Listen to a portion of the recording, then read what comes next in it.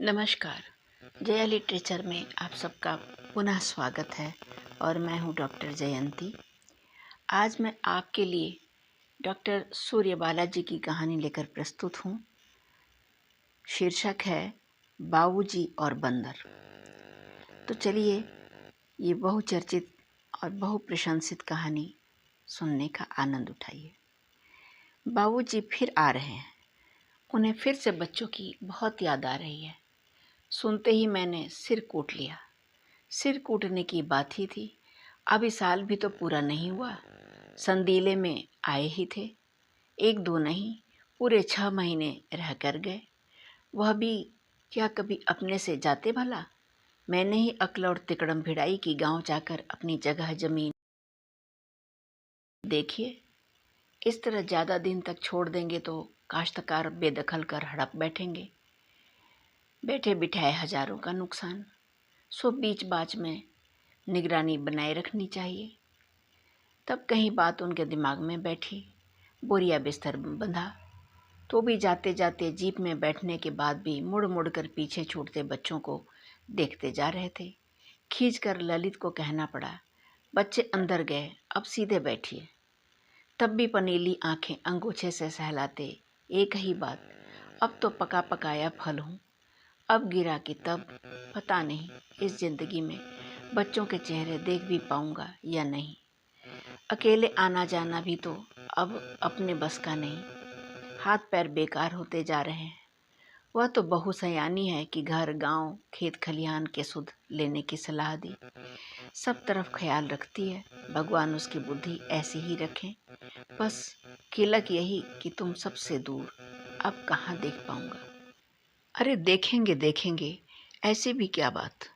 Cigarette की तलब पर काबू पाते ललित ने लापरवाही से एक चालू फिक्रा कसा और कल्पना में ही एक भरपूर कश खींचकर राख बाहर झाड़ दी। घर लौटकर यह सब बताते हुए ललित ठठाकर हंसे थे। जानती हो उस वक्त मैं क्या सोच रहा था? सोच रहा था कि बाबूजी की इस मुंह मुद्रा पर अगर एक सच्चे पितृभक्त पुत्र की भांति मैं पसीज कर कह दूं कि आपका मन नहीं कर रहा हो तो मत जाइए, गोली मारिए उस हील हुज्जतों भरे जमीन के टुकड़े पर। चलिए घर वापस बच्चों के पास, तो उनको वापस देख तुम्हारी क्या हालत होती। हा हा हा। लेकिन उसकी जगह एक सच्चे पत्नी भक्त की तरह मैंने कहा, अरे अरे आप आएंगे आप। यह कहते हुए ललित ने जरूर ईश्वर से माफ़ी मांगी होगी। हे भगवान माफ़ करना। सब कुछ जानबूझकर भी बाप को यह झूठी दिलासा देने बहलाने के लिए, वरना यह तो मैं भी खूब अच्छी तरह जानता हूँ कि अब के गए इतने घिसे कल पुर्जे वाली देह लिए कहाँ फिर वापस आने वाले हैं। लेकिन नहीं साहब, सारी हिलती डुलती चूलें सहेजे चले आ रहे हैं बाबूजी। हमें खुद पूरा पखवाड़ा भी नहीं बीता इस नए शहर में आए और बाबूजी बच्चों का मुंह देखने को तरसने लगे। गुजरे 1.5 बरस उन्हें जुगों से बढ़कर लग रहे हैं। हर समय बच्चों का चेहरा उनकी आंखों के आगे आगे टंगा रहता है। पूछो तब आने की क्या ज़रूरत। सोते जागते उठते बैठते बच्चों की बातें, उन्हीं का ख्याल, यानी सारे विरह वियोग की छुट्टी। सो अब उठो और करो बाबूजी के आगमन की तैयारी। पता नहीं ये बूढ़े लोग मोह माया का इतना ओवर स्टॉक क्यों भरे रहते हैं अपने दिल में। जब देखो तब उलीझने को तैयार। इनके दिल न हुए मोह माया के दलदल हो गए। जीना हराम। ललित टोकते हैं, क्या जीना हराम तुम्हारा? यह तो भाई ज्यादती है तुम्हारी। सारे दिन कभी इस कोने में कभी उस कोने में सिर गाड़े बैठे रहते हैं। चाय पिएंगे, पी लेंगे। खाना खाएंगे, खा लेंगे। जो खाना दो खा लेंगे। जब खाने को दो खा लेंगे। कपड़े अपने खुद धोकर मैले कुचैले जैसे भी बन पड़े फैला देंगे। बेशक, लेकिन कहाँ मुझे तैश में आकर बिफरने का मौका मिला। सीधे बाहरी बरामदे के आर पार गमछे धोती बनियाइनों के बंधनवार सजाकर ना, तब कौन उन्हें वापस अंदर फैलवाता है। ऊपर से गांव के कोल्हू में पेरे तिल का कटोरी भर तेल रोज सिर में चुपड़ने से चिकट हुआ तौलिया, चिकट हुआ तकिया कौन फटक फटक कर गर्म पानी से धुलवाता है। अरे पूरे कमरे में ही तिल सरसों के तेल की बास ऐसी बसी रहती है जैसे कोल्हू यहीं कमरे में ही चलता रहा हो। ललित को मुझे चिढ़ाने में बहुत मजा आता है। तो क्या काम कुछ नहीं करते थे तुम्हारा? दोनों वक्त कुर्ता धोती पहने, छतरी ताने, शानो शौनक को उंगली पकड़ाए स्कूल ले जाना और ले आना। धूप हो, बारिश हो, सुस्ती हो, हरारत हो, पिछवाड़े क्यारियाँ खोद खोद कितने टमाटर, बैंगन, भिंडी, पालक लगाए थे कि नहीं?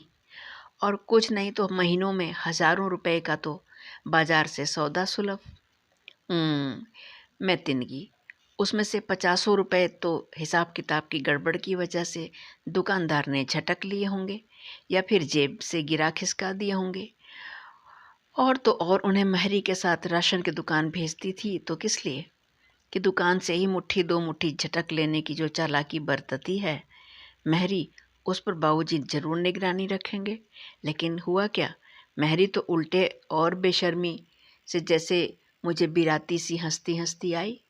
पता चल अब तो राशन लेने के बाद वह खुद ही बाबूजी से पूछ लेती है, बाबूजी 2 मुट्ठी शक्कर अपने खूंटे में बांध लूं बच्चन के वास्ते? और जवाब में बाबूजी कहेंगे, अरे 2 क्या 4 मुट्ठी डाल ले, इसमें पूछने की क्या बात। लेकिन ललित छेड़ने से कहाँ बाज आने वाले, मोर्चे पर डटे हैं। बड़ी एहसान फरामोश औरत है भाई। लेकिन कसूर तुम्हारा नहीं, बीवी बहस पर ही जीती और जीतती आई है सदियों से। सुनते सुनते ही आदमी बेचारे का भेजा खाली हो जाता है, बोलने का दम ही नहीं रह जाता। बहरहाल इतना समझ लो कि ऐसा कोई उपाय नहीं जिससे बाबूजी को यहाँ आने से रोका जा सके। बात सही थी, मुंह लटक गया मेरा। लेकिन दिमाग का चौकस घोड़ा चारों दिशाओं में ऐड लगाता रहा कि चलो ठीक है, अब जब आ ही रहे हैं तो मन के संतोष के लिए ही सही बाबूजी का कुछ तो उपयोग हो। उनके यहाँ रखने रहने के एवज में कोई तो सहूलियत। लेकिन यहाँ तो माली भी आता है, एक दिन छोड़कर घंटे पौना घंटे को। उसके काम में दखल न दें तो ही अच्छा। बच्चे भी अब ललित के प्रमोशन के बाद से हिंदी स्कूल से नाम कटवाकर क्वीन मेरी कॉन्वेंट जाते हैं रिक्शे पर। उन्हें पहुंचाने लाने के लिए भी किसी बाबूजी की ज़रूरत नहीं।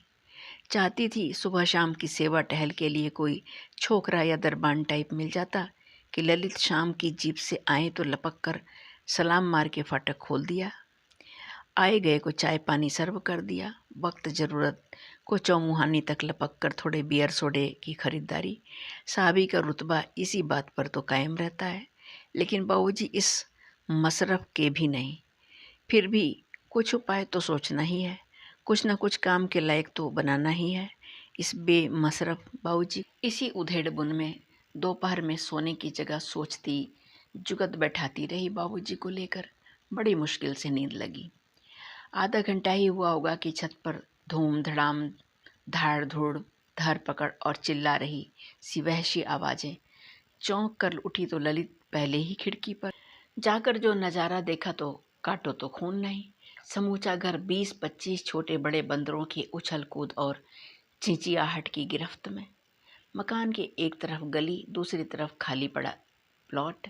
सिर्फ पीछे कलई वाले की गुप्ताइन कई आवाज़ें लगाने पर बड़े इत्मीनान से बोली, आप लोग नए आए हो ना, बंदर तो आते ही रहते हैं, ऐसे ही 20-25 के झुंड में, कभी 2-4 हफ्ते तो कभी 2-4 रोज पर ही। कन्या जात और बच्चों से तो डरते भी नहीं ना। वैसे घर की सांकल चढ़ाए रहिए तो ज़्यादा नुकसान क्या करेंगे, पर ठहरे तो आखिर बंदर ही। पेड़ पालो फूल पत्ते तो तहस नहस करेंगे ही। इसी से तो हम फूल पत्तों के झंझट में पड़े ही नहीं। आपने तो देखती हूँ एक माली रखा है ना, बंद कर दो कल से, बस किटकिट ख़त्म। कलई वाली के कहने से हमारा माली तो सरकारी है, फोकट का, हम भला क्यों बंद करने जाएं उसे। अहमकपने की बात, वह तो एक दिन छोड़कर सुबह आएगा ही आएगा और फूल पत्ते लगाएगा ही लगाएगा। लेकिन कभी भी झुंड के झुंड ना फिर कर आने वाले बंदरों को भगाएगा कौन। सहसा दिमाग में बिजली सी कौंधी। हाँ ठीक, बाबूजी। और बाबूजी के आने के नाम से दिल पर जो मनोबोझ लदा चला जा रहा था कुछ हल्का सा हो गया। बोझ और भी हल्का हो आया जब अगले पूरे हफ्ते में 3 बार बंदरों ने धावा बोला। हर 2-3 दिनों में अचानक ही कभी भी देखो तो मकान के चारों तरफ अवघराए हुए हैं। बगल के खाली बड़े प्लॉट में एक दूसरे पर खौंखियाते, छीना झपटी करते भाग रहे हैं। अमरूद की डालियां झिंझोड़ रहे हैं। टमाटर और बैंगन के पौधे नोच उखाड़ रहे हैं। अकेली और शानू शौनक छोटे छोटे। एक आध बार खिड़की के पीछे से डंडी दिखाई भी तो ऐसे दांत किटकिटाए सबने की अंदर तक रूह कांप गई। न डर पर काबू न गुस्से पर। बारी बारी हर खिड़की रोशनदान से लगी अपने नए नए लगाए बगीचे की बर्बादी देखती, खुद ही पिंजरे में बंदर की तरह खौंखियाती रही। कई बार तो घंटों घर का दरवाज़ा नहीं खुल पाया, चारों तरफ खौंखियाते बंदरों की वजह से। तब बाबूजी के आने के ख्याल से मन हल्का हो आया। तो बाबूजी आए। खैर वो तो आते ही आते। शानो शौनक ने आते ही आते उन्हें वह छड़ी दिखाई। जानते हैं यह क्या है? यह छड़ी है, मम्मी ने रखी है आपके लिए। हाँ, बाबूजी ने सिर हिलाते प्रसन्नचित्त छड़ी का मुआयना करने लगे। इसे लेकर टहलने जाया करूँगा। कभी कभी कुत्ते लग जाते हैं पीछे। धुत, कुत्तों को मारने के लिए थोड़ी ना, बंदरों को भगाने के लिए। इससे आप बंदरों को भगाया करेंगे। बंदर? बंदर कहाँ हैं? बाबूजी ने कौतुक से पूछा। आते हैं बहुत सारे कभी कभी। तब हम दोनों को और मम्मी को बहुत डर लगता है, लेकिन मज़ा भी खूब आता जब वे पिछवाड़े के प्लॉट पर कला मुंडियाँ खाते हैं और एक दूसरे के ऊपर खौंखियाते हुए झपटते हैं।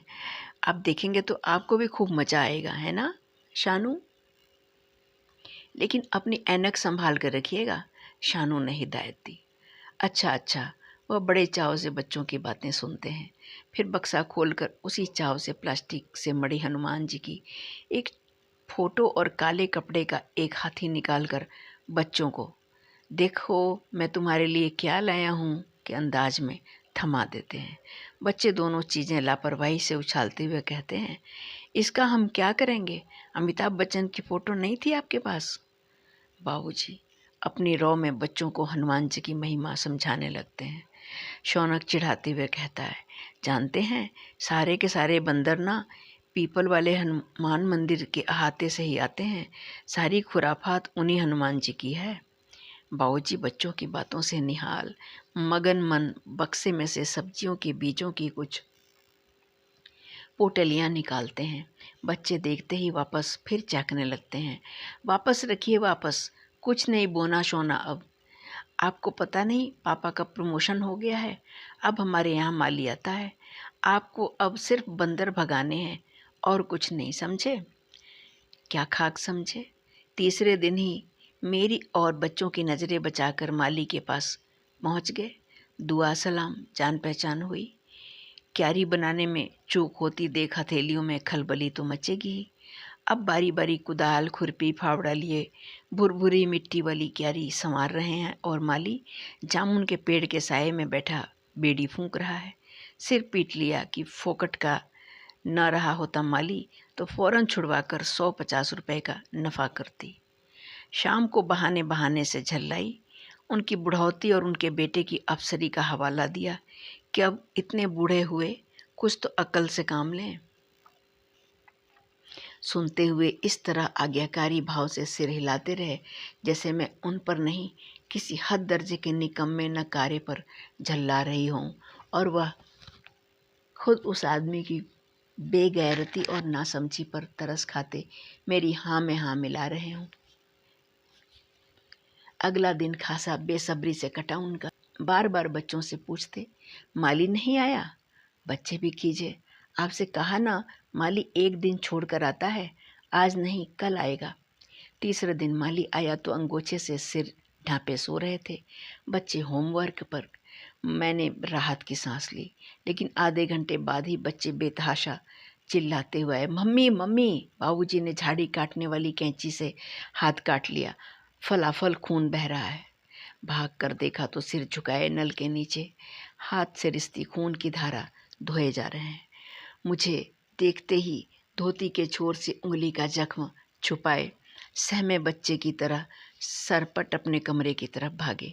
पीछे पीछे शोर मचाते बच्चे। हाँ, अब मज़ा आएगा ना। तब तो कैसा खुश होकर खचाखच खचाखच झाड़ी काटे जा रहे थे। हमारे मना करने पर कहते थे, अरे कुछ नहीं होगा। अब बोलिए जी। वह उसी तरह खिसियाई हंसी के साथ उंगली धोती के छोर के दबाए दबाए शौनक से अपने हजामत के डब्बे से फिटकरी की डली निकालने के लिए कहते रहे, जिनसे रिश्ता खून रुक जाए। अब अपना मन कहाँ मानता है। हार झींक कर मरहम पट्टी करनी ही पड़ी, नहीं तो गुस्सा तो इतना आया था कि बस।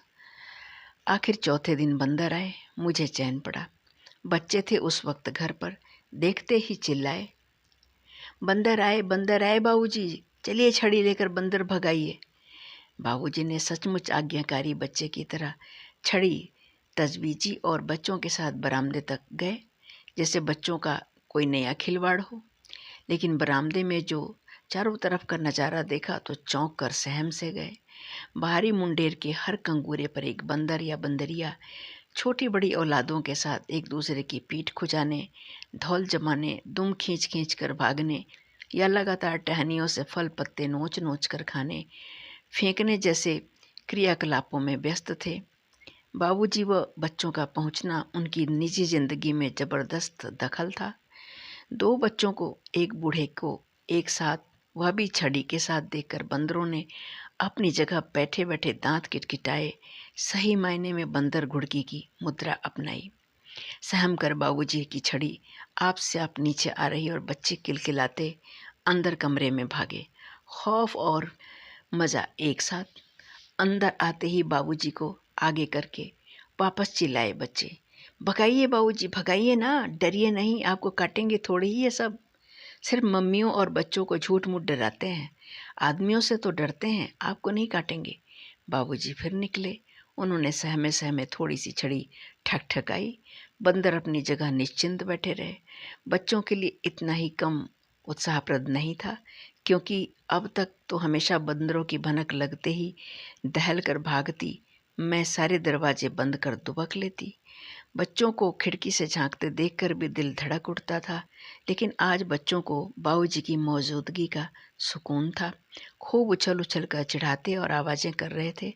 थोड़ी देर में बंदर जैसे तंग आकर दूसरी मुंडेर की तरफ चले गए और शानू शौनक गला फाड़ फाड़ कर चिल्लाने लगे, भाग गए बंदर, भाग गए सारे के सारे। तृप्ति और संतुष्टि फूल पत्ते बचने से ज़्यादा बाबूजी के हो पाए उपयोग की थी। अपनी इस कामयाबी से उत्साहित होकर दिमाग के घोड़े पर वापस चाबुक लगाया। इसी तरह के और भी उपयोग इन बाबूजी के खोजे जाने चाहिए। लेकिन हफ्ता बीतते बीतते ज़बरदस्त मोहभंग हो गया। सारी उम्मीदों पर पानी फिर गया। हुआ यह कि 5वें दिन ही बंदर फिर आए। एक दो नहीं, पूरे का पूरा कुनबा, कबीले का कबीला, बाहरी बरामदे से अगवाड़े पिछवाड़े, जीने और छत की टंकी तक, एंटीने पर जिम्नास्टिक और कपड़े फैलाने की रस्सी पर ट्रेपीज, क्यारियों की क्यारियां उछल कूद मार झपट्टे में रौंद गई। आंखों में खून उतर आया। अरे बाबूजी, अभी तक भगाए नहीं बंदर आपने? आप भी बच्चों की तरह खिड़की से ताका झांकी करते मजे ले रहे हैं। अरे भगाइए भगाइए भी जल्दी, जब सारी क्यारियां उजड़ ही जाएंगी तब भगाने का फ़ायदा। लेकिन बाबूजी कई बार मेरे उकसाने पर छड़ी लेकर धीरे धीरे बाहर निकले भी तो ऐन सामने बैठे किसी बंदर के दांत किटकिटाते ही हड़बड़ाकर वापस अंदर भागे। भागने में धोती का सिरा भी मुंडेर में निकली कील में फंसवाकर फड़वाते आए। उसके बाद तो लाख उकसाया, अंदर से ही हिट हुट करते रहे। और ऊपर से मजा यह कि खदेड़ दिया है, खुद ही चले जाएंगे, कुछ नुकसान नहीं कर रहे हैं, मैं देख रहा हूँ। जैसे ही कुछ नुकसान पर उतारू होंगे हंकाल दूंगा। जैसे जुमले कह कह कर मुझे चकमा देने की कोशिश करते रहे। उससे अगले हफ्ते तो बात एकदम साफ हो गई। मैं 2-3 घंटों के लिए खरीदारी करने गई थी। लौट कर आई तो बाहरी सीढ़ी पर 2-3 गमले लुढ़के पड़े थे और अंदर कदम रखते ही फूल पत्तों और टूटी टहनियों से सारा बगीचा तहस नहस। मेरी आंखों में जैसे खून उतर आया। उधर बाबूजी मुझे देखते ही सरपट पहले गुसलखाने में, फिर जल्दी से माला लेकर ठाकुर जी के सामने बैठ गए। बच्चे भी छोटे सही पर इतनी अक्ल तो थी ही, बाबूजी को देखते ही चिल्लाने लगे, आहा अब मक्कड़ साध रहे हैं, मम्मी के डर से बंदरों को नहीं भगा पाए ना, इसीलिए हमने इतना कहा कि जाइए भगाइए, आप डरिएगा तो बंदर और भी ज़्यादा डराएंगे, जाइए कोशिश तो कीजिए, लेकिन हमारी बात ही नहीं मानते। मैं होंठ भींचे गुस्से, क्रोध और झल्लाहट से उबलती एक हिकारत भरी नज़र डालती अंदर चली गई। ललित से कुछ कहना तो भैंस के आगे बीन, सिर्फ मस्खरी, सिर्फ टिहकारी। उबाल उतरा बच्चों पर। होमवर्क कराते कराते मुद्दा बच्चों ने ही उठाया, बगीचा कितना खराब हो गया ना, तुम तो कहती थी बाबूजी बंदरों को भगा दिया करेंगे, लेकिन वह तो खुद ही कितना डरते हैं। गुस्सा भभका अब पूरे उफान के साथ। इतना डरते हैं तो जाएं वापस गांव और उड़ाए जाकर खेत में चील कौए, हमारे किस काम के। वही कहावत तो बच्चों का ख्याल कर मुंह जब्त कर गई, पर मम्मी की उबाल खाई मुख मुद्रा और कुछ गांव वापस जाने जैसी भनक बाबूजी तक पहुंचाई उन्होंने ज़रूर। वैसे भी मेरा बाबूजी से डायरेक्ट कम्युनिकेशन सिर्फ चाय पानी नाश्ते खाने के पूछने तक ही होता था, बाकी सब ललित और बच्चों के माध्यम से। जैसे अंगोछा वहाँ न फैलाया कीजिए, तेल इतना न डाला कीजिए, बाहर से आने पर पायदान पर चप्पलें खूब रगड़ लिया कीजिए। इन सारी हिदायतों पर इधर ज़रूरत से ज़्यादा ही अमल किया जाने लगा। मुझे दिखा दिखा कर पैर पायदान पर खूब रगड़े जाने लगे। अंगोछा फैलाते फैलाते ही अचानक ध्यान आ जाता और उसे उतार लिया जाता। बच्चों से कहा जाता कि अब मैं तेल ज़्यादा नहीं डालता, बस आता है ना। और इससे भी बढ़कर शानू शौनक को अगर बगल की दुकान पर रबर पेंसिल भी लानी होती तो फ़ौरन छतरी उठाकर धीरे से कहते, लाओ मैं लाए देता हूँ। मम्मी से पूछो और कुछ लाना है सौदा सुलभ, तो मैं लाए देता हूँ। इतना ही नहीं, माली के आने से पहले ही वह जी जान से तहस नहस पौधे क्यारियाँ सुधारने भी लगे थे। लेकिन बंदर फिर आए 4-6 दिनों पर, फिर उजाड़ी क्यारियाँ और उन्होंने और फूल पत्ते नोच डाले। मैं कमरे की खिड़की से झांकती, होंठ काटती, कमरे में ही चहलकदमी करती रहती। बाबूजी की विचित्र हालत, सही मायने में बगले झांकने वाली। यूँ मुझे दिखाने के लिए ही बाहर निकलने को दरवाज़ा जरा सा खोल झांकते झोंकने की कोशिश भी करते, लेकिन बंदरों के जरा सा दांत निकालते ही खौफ खाए से दरवाज़ा बंद कर लेते। फिर मेरे सामने पड़ने से कतराते, बहाने से किसी कोने में दुबके रहते। मेरी खीज और झल्लाहट अब बौखलाहट में तब्दील होने लगती। अजब दांत पीसती बेबसी का आलम था। इस आलम में सबसे ज़्यादा आंतरिक संतुष्टि तभी मिलती जब बच्चे बाबूजी को डरपोक कहकर चिढ़ाते होते। असल में मेरा तो पूरा प्लान ही फ्लॉप हो रहा था ना, ऊपर से ना दिखाने पर भी मेरी बेसब्री बेरुखी बाबूजी के सामने साफ हो गई थी। यूँ तो पहले भी बाबूजी से मुझको कौन सी बड़ी अपनापे भरी बात करनी होती थी, लेकिन अब तो जैसे पूरी किलेबंदी, वह अपनी तरफ मैं अपनी तरफ। नाश्ता रखा है, खाना लगा है, नाश्ता खाना उन्हें दिया नहीं जाता, उनके सामने डाल दिया जाता है। वह खुद भी चुपचाप खा लेते और खिसक जाते।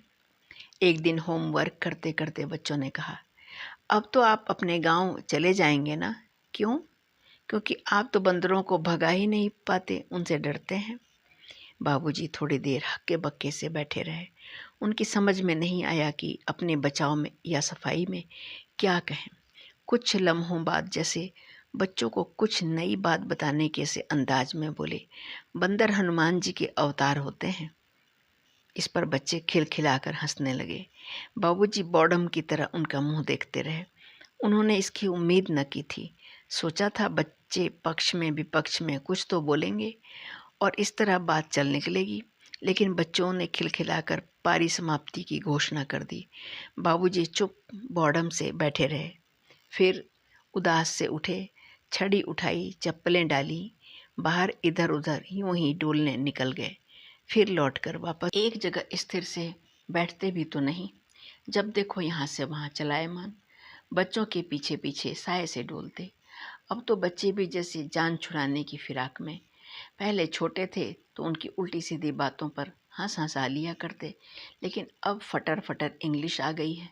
तंग आकर कहते हैं, आपका जोक ख़त्म हुआ या नहीं, और हंसने लगते हैं। अब बच्चे छोटे तो नहीं, पढ़ाई लिखाई, खेल कूद और तमाम दूसरे काम पर होमवर्क के लिए मैं पूरी पाबंद। उस एक समय बच्चे भी जरा स्थिर घर में। बस बच्चों को होमवर्क करते देखते ही बाबूजी चुपचाप एक किनारे आ बैठते, भांपते भी रहते कि मैं आसपास तो नहीं। फिर बच्चों से कुछ न कुछ बातें करने की कोशिश करते, जैसे ये जो तुम्हारे पॉप है ना, ये मेरे वैसे ही बेटे हैं जैसे तुम दोनों इनके। तुम्हारे पापा भी छोटे थे तो मैं उन्हें वैसे ही डांटता था जैसे वह तुम दोनों को डांटते हैं। फिर सोचते हुए धीमे से बोल जोड़ते, बहुत डरता था वह मुझसे। या फिर कभी जैसे वह तुम लोगों के लिए चॉकलेट बिस्कुट लाते हैं ना, वैसे ही मैं भी लाया करता उसके लिए। मैं तो बाजार से सबसे महंगी और गेटिस वाली निकल लाया था उसके लिए। फिर एक दिन उन्होंने बहुत जोड़ तोड़ बिठाकर बच्चों के सामने वह वाक्य बोल डाला, अगर मैं गांव चला गया तो फिर तुम लोगों को कहाँ देख पाऊंगा। और अधीर चेहरे से बच्चों के जवाब का इंतजार करने लगते, लेकिन बच्चों को इसमें कोई गौरतलब बात समझ में आई ही नहीं। उन्होंने सुना, हामी में सिर हिलाया और वापस झुककर होमवर्क करने लगे। बाबूजी बैठे रहे, अचानक उठे, बड़े बिजी होने के से अंदाज में चप्पलें डाली, छतरी उठाई और निकल गए। इधर किसे होश हवास, तमाम जरूरी काम। काफ़ी देर हुई तो ख्याल आया, डर यह कि बूढ़ा ढिल्ला शरीर, कहीं पैर ऊंचे नीचे न पड़ गए हों। तब तक पायदान पर चप्पलें रगड़ते दिखे। किधर गए थे? मंदिर गए थे। भाई इतनी देर क्या करते रहे? कीर्तन करती मंडली के साथ बैठकर मंजीरे बजाते रहे। बड़ी ठसक और उमंग के साथ जवाब दिया गया, ठीक है बजाओ मंजीरा चाहे मृदंग, अपने से क्या। लेकिन 2-4 दिनों बाद फिर जल्दी लौटे और पूछा गया तो चुप, बस नहीं बताते जैसे अंदाज में। बाद में ललित ने हंसते हुए बताया कि वह कीर्तन मंडली चली गई और दूसरी में उनका अपना मंजीरे वाला है, सो उदास हो ली थोड़े बस। तो भी क्या, मंदिर तो है ही हनुमान जी का पवित्र स्थान, जाकर बैठे रहते हैं। क्या पता कभी मंजीरे वाला गैर हाजिर हो। फिर एक दिन महरी बोली, कौन? बाबूजी? मंदिर में कहाँ ज़्यादा उनका दीदा लगता है। उन्हें तो अक्सर पुलिया पर कुंजड़ों की, बैंगन टमाटर की क्यारियों के पास देखती हूँ। वहीं उन सब से बोलते बतियाते रहते हैं, खाद फसल हुक्के चिलम की बातें। ललित का गुस्सा जायज़ था, फिर भी काबू कर गए। किसी तरह बस 2-4 सख्त शब्दों में ही हिदायत दे दी कि मंदिर तक हो आया कीजिए बस, बाकी यहाँ वहाँ बैठकें लगाने की ज़रूरत नहीं। मान गए बाबूजी बिना हील हुज्जत के, जैसे बिल्कुल ठीक कह रहे हो। नहीं जाएंगे कल से, बस मंदिर से घर, घर से मंदिर। बंदर अब भी वैसे ही आते थे, पर अब बाबूजी से कोई कुछ नहीं कहता। सारी साहबी रुतबा ताक पर रख मैं और महरी तथा बच्चे रहे तो बच्चे भी जोर जोर से अंदर से थाली का नस्तर पीटना शुरू कर देते। रास्ते से गुजरते लोग अचानक अचकचाकर देखकर मुस्कुराते हुए आगे बढ़ जाते। हम अंदर अंदर शर्म से पानी पानी हो जाते, लेकिन बंदर आखिरकार आवाज़ों से आजिज आकर धीरे धीरे खिसक जाते। तब हम चैन की सांस लेकर सुस्ताते और बच्चे बाबूजी को चिढ़ाते हुए कहते, देखा हमने खुद ही भगा दिए बंदर। अचानक ललित उस दिन हुलसते हुए आए, 10 दिनों के लिए साइट पर जाने का ऑर्डर। खुशी की बात यह कि साहब ने बीबी बच्चों को ले जाने की मंजूरी दे दी। छोटी जगह, जंगल घाटियों के बीच में। कॉन्ट्रैक्टर सुपरवाइजर हाथ बांधे खड़े रहेंगे, पैसे काटेंगे अलग। खासी पिकनिक और सबसे बढ़कर घर की रखवाली के लिए 15 रुपये रोज का चौकीदार ढूंढने की ज़रूरत नहीं। बाबूजी तो हैं ही। ललित ने ही समझा दिया, कुछ दिनों के लिए बाहर जा रहे हैं हम सब, घर देखिएगा, होशियारी से रहिएगा, सुनकर अंदर अंदर थोड़े सहमे से दिखे, छोटे बच्चे की तरह। कितने दिन लगेंगे? महीने 1.5 महीने को जा रहे हो तो मैं गांव चला जाऊं। लेकिन मैंने आंख मारी। अब एक जरा काम आया चौकीदारी का तो उससे भी कन्नी काट रहे हैं। ललित ने कहा, अरे नहीं, हफ्ते भर को ही, लेकिन 2-4 दिन इधर उधर तो हो ही सकता है। नौकरी की बात है, कोई घर की थोड़ी। और फिर तकलीफ क्या है यहाँ? वहाँ तो रोटी भी खुद ही ठोंकते थे, यहाँ तो हम महरी से कह जाएंगे। एक समय बना जाया करेगी, लेकिन सारे समय घर में ही रहिएगा, समझे? और बंदर आए तो अंदर से थाली का नस्तर बजा दीजिएगा। बच्चों ने कहा तो ललित के साथ साथ मैं भी खिलखिला पड़ी। बर्तन पोंछ पोंछ कर रैक पर सजाती महरी ने बड़े ठसके से ठिठोली की। अब बाबूजी बेचारे डरत हैं बानर से, तो सबके सब उनका टेहकारी लेते हैं। हम लोग चलने को हुए तो बाबूजी ने थोड़ी देर बेसब्री से इंतज़ार सा किया। बाद में खुद ही हमें समझाते से इस तरह कहने समझाने लगे जैसे हम उन्हें अकेला छोड़कर जाते हुए बड़े दुखी और चिंतित हैं। मेरे लिए परेशान मत होना, मैं तो गांव में भी महीनों सालों से अकेला ही रहता हूँ। खाने पीने की भी परेशानी नहीं, बदन टूटते ही पीली वाली गोली खा लूँगा और घुटनों में भी तारपीन का तेल चुपड़ लिया करूँगा। बाकी समय मंदिर जाकर बैठ जाया करूँगा, बस। खैर, जो कुछ हमें कहना चाहिए था वह सब वह खुद हमारी तरफ से अपने आप को कहकर प्रबोध रहे। और इस बीच हमारी जीप स्टार्ट हो गई। साइड पर पहुंचने के बाद तो ऐसा पासा पलटा कि ना घर के रहे ना घाट के। इतने हौसले इतनी उमंग से बंधे पहुंचे थे, पर सारे हौसले ही मलबे की तरह बैठ गए। कुल 2 दिनों बाद ही साहब खुद आ धमके। और उसके बाद जिस जी हुजूरी की उम्मीद हम अपने जूनियर से कर रहे थे, उसी जमात में ललित खुद शामिल हो गए, बल्कि उन सब से कहीं ज़्यादा टेंस्ड, परेशान और नर्वस से, क्योंकि साइट प्रोजेक्ट की सारी जवाबदेही ललित की ही थी। अब से दिन के दिन, एक सुबह से गई रात तक साहब के पीछे पीछे रजिस्टर फाइलें लिए दौड़े रहे हैं। न नाश्ते की धुन न खाने की। जो कुछ समय मिलता भी वह भी साहब के कदमों के नीचे बने रहने और अपने सर्विस रिकॉर्ड की कलई पॉलिश में कौड़ी के मोल लुटाया जा रहा था। साहब कहते भी तो भी उनके कदमों में बने रहना और गई रात देर सबेर आकर थकान से लस्त निढाल पड़े रहना। मैं और बच्चे तंबू में फंसे कैद खाने से बदतर बदमजा। सर्कस के जानवरों को भी शो दिखाने के लिए सही तंबू से बाहर तो लाया जाता है। हम बाहर 1-2 चक्कर भी मारते तो दुबके सहमे। बच्चे 1000 निर्देशों के साथ बाहर लाए जाते। कहीं सामना हो जाए तो ऐसे पेश आना, गुड मॉर्निंग कहना। तो ऐसे हो रही थी हमारी पिकनिक। बच्चों के साथ साथ मेरा भी जैसे दम घुटा जा रहा था। ऐसे में घर की याद और ज़्यादा आती, स्वाभाविक ही था। चिंता फिक्र भी सताती। घर के साथ साथ बाबूजी भी कहीं बीमार इमार न पड़े हों। लौटने पर और आफत। घर का कोई दरवाज़ा कहीं खुदा ना खास्ता खुला रह गया तब तो और आफत। बंदरों ने अंदर बाहर कुछ भी साबुत न छोड़ा होगा। हे भगवान, कहाँ आ फंसे। और बाबूजी भी तो निपट अकेले इतने दिन, इतने इतने घंटे बंदरों के आने पर क्या करते होंगे। अकेले कितनी थाली का नस्तर बजाते होंगे।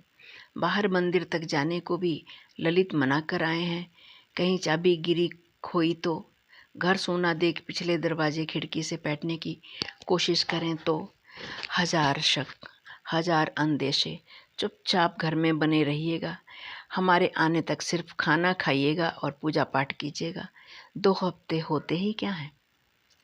यह तो मुझे अब पता चल रहा था। ऊब की हद, एक रास्ता और निहायत अकेलेपन की घुटन। घुटन और धूर्त तटस्थता यानी उपेक्षा ही तो। तमाम जरूरी काम, दौड़ धूप, भागम भाग, जी हुजूरी, उसमें मेरी हमारी कहाँ सुध। कहने को तो 2 के 4 हफ्ते होने को आए। उफ, कब कब खत्म होगा यह निर्वासन, यह घुटन, यह उपेक्षित एक रास्ता। कब मुक्ति मिलेगी। सो मुक्ति मिली। साइड का काम पूरा क्या हुआ, जान को जहान मिला। जीप से लौटे उसी दिन रास्ते में बाबूजी के विषय में सोचते हुए कि कैसे गुजारे होंगे उन्होंने इतने सारे दिन। जीप रुकी, गेट खोला और मैं बेतहाशा हाँफती हुई सी बाहर बरामदे की सीढ़ियाँ चढ़ी तो अवाक सन बरामदा पूरा छोटे बड़े बंदरों से घिरा हुआ था और बाबूजी दरवाजे से सटी चौकी पर कटोरे भर भीगे चने रखे मुट्ठी मुट्ठी भर भर कर बंदरों को खिला रहे थे। बंदरों के बच्चे मगन मन अपनी खुशी का इजहार करते बाबूजी के सामने कला मुंडियों पर कला मुंडियाँ खा रहे थे और बाबूजी एकदम अभिभूत नेत्रों से उन्हें देखे जा रहे थे। चौखट से टिकी मेहरी भी बड़े चाव बड़े अपनापे से देख रही थी और बाबूजी उसे सगर्व समझा रहे थे, बंदर हनुमान जी के अवतार होते हैं। अभी आप सुन रहे थे कहानी बंदर और बाबूजी। लेखिका थी हिंदी साहित्य के मूर्धन्य साहित्यकार डॉक्टर सूर्यबाला जी। कहानी पसंद आई हो तो कृपया लाइक कीजिएगा, शेयर कीजिएगा और अब चैनल पर नए हैं तो कृपया चैनल को सब्सक्राइब कर लीजिएगा ताकि ऐसी अच्छी कहानियाँ आपको बाद में भी सुनने को मिल सकें। बहुत बहुत धन्यवाद आपका।